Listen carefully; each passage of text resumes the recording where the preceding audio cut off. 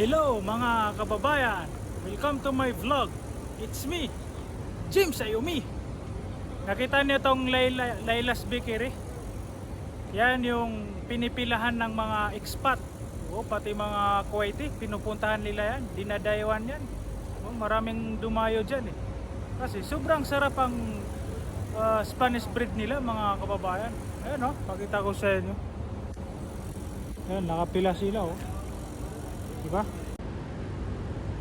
Ang location yan mga kabayan, yung magtatanong dyan ng location kung saan itong Layla's Bakery. Dito lang sa Old Soxalmia, Kuwait. Opo, sa likod ng Excite. Opo, yun yung Excite Yan yung building ng Excite.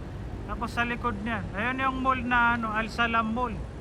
Tapos daan kayo dyan. Tapos ito yung Layla's Bakery. Dali-dali lang. Madali lang hanapin mga kababayan. Mas madali lang hanapin kaysa hahanapin nyo yung kung sino yung ka-relationship nyo. Aray ko! Kaya makipila rin ako mga kababayan. Kasi sobrang sarap ang Spanish bread nila. Opo, kasi half KD. Ilang piraso yun? Half KD. 6 piraso. 6 pieces. Yung Spanish bread nila dyan. Kasi sobrang sarap ang mga tinapay nila dyan, lalo na yung lalong-lalo na yung Spanish bread.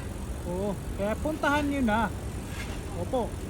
So, yun lang mga kababayan. Yun ang update ko sa inyo.